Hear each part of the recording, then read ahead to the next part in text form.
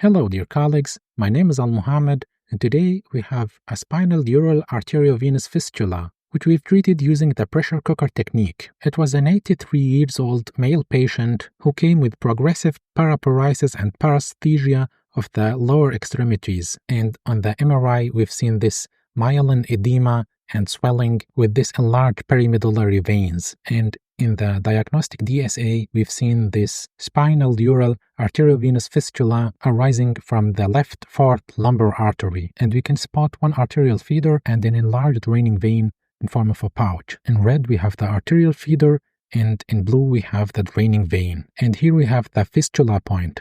And if we can inject the embolic agent to this point, then we have embolized the fistula, and if we could reach this point, it would be better. And our plan is to push the Apollo catheter through the lumbar artery into the arterial feeder and then push the Excelsior SL10 catheter into the lumbar artery and coil these arteries to avoid non-target embolization, and then coil this lower artery too, and then we can coil around the detachable tip of the Apollo catheter. Then we inject Histoacryl to plug the arteries and the coils, and then we can inject Onyx through the Apollo catheter to occlude the fistula. And using this technique, we have an excellent penetration of the fistula. And here we go. We push the guide catheter benchmark with the select catheter into the common iliac artery, and as we know from the CT angiogram, the left fourth lumbar artery arises from the back of the aorta at the middle of the fourth vertebral body and then goes to the left and upwards, and based on this information, we can navigate the artery using the bone in the background. So we shape the tip of the pterygium wire in form of a big J and then insert it into the select catheter and start the navigation. At first, we need to navigate the common iliac artery. It has a loop, but it doesn't matter. We push the pterygium wire at first, followed by the select catheter, and then with the benchmark catheter. And now we look for the origin of the left fourth lumbar artery at the middle of the fourth lumbar body. And now we are inside. We push the select catheter into the artery and make a run. And here we can see the fistula with the arterial feeder, the draining vein, and the pouch. And now we need a 3D angiogram to adjust our working position. And here we can see the fistula in 3D.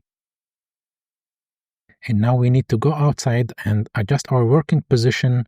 We rotate it a little bit to see the origin of the arterial feeder and the draining vein, as well as the pouch. And now we need to push the guiding catheter into the lumbar artery, so we need the pterygium wire for stability. We push it in the artery, and then we push the select catheter a little bit deeper, and then we push the guiding catheter into the lumbar artery. And now we can remove the wire and the select catheter and perform a run through the guide catheter after taking the working position. And here we see the fistula very well. And just to remember, this is our plan. And now we can prepare our materials and devices. And this is the Apollo catheter, and the Excelsior SL10 is already prepared. And now we take the Mirage microwire and insert it into the Apollo microcatheter. And now we can shape the tip of the Mirage. And after that, we insert both microcatheters, Apollo and Excelsior, into the guide catheter benchmark. And before starting navigation, we need to do a new run to have a sharp overview of the anatomy. And we take this 2D angiogram as a roadmap and start the navigation with the Apollo microcatheter. And now we need to go into the arterial feeder of the fistula. With the help of the Mirage, we can go easily into this feeder. And now we push the Excelsior microcatheter into the lateral branches of the lumbar artery to coil them. And here we have the 2 microcatheters at the target positions. So we can take the coils. This is the first coil, axiom nylon. And we can insert it into the Excelsior catheter. And this is the detachment device, a mechanical one. And now we start coiling the lateral branches of the lumbar artery as mentioned.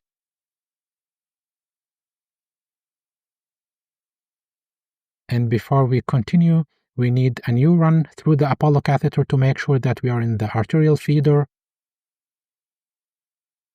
And as you can see, this is the fistula. So we are sure that we are in the arterial feeder, and we bring the Mirage into the Apollo for stability. And now we navigate the lower artery and start the coiling here too. And now we can navigate the arterial feeder, and at first we push the Apollo catheter a little bit distally, and then we can navigate the arterial feeder with the Excelsior catheter. And now we are at our target position. This is the background, and now we can start the coiling around the detachable tip of the Apollo catheter. And thus we have finished the coiling of the target arteries. This is the background, and now we need to prepare the embolic agents. Here we have the G10 fluid. We put it aside, and in this small red glass we mix Histoacryl with Lepidol 1:1, and now we can start the plugging.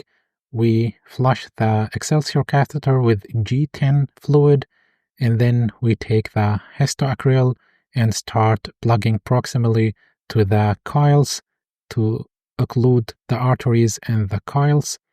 And here is the background, so we can see the Histoacryl very well, and we should remove the Excelsior catheter very fast to not be trapped. And now we can remove the water from the hub of the Apollo catheter and flush it with DMSO. And now we take our Onyx 18, put it a little bit aside, and then flush the catheter again with DMSO. And now we can start the injection through the Apollo catheter, Onyx 18. And as fast as this, we've reached the fistula point, and now we are embolizing the vein and the pouch and even the origin of the ascending one. And now we are embolizing retrogradely this arterial feeder, which couldn't be seen at the beginning. And it is very important to embolize this feeder to occlude the fistula completely. And now we are approaching the right lumbar artery number 4. So we can wait a little bit and then continue the embolization.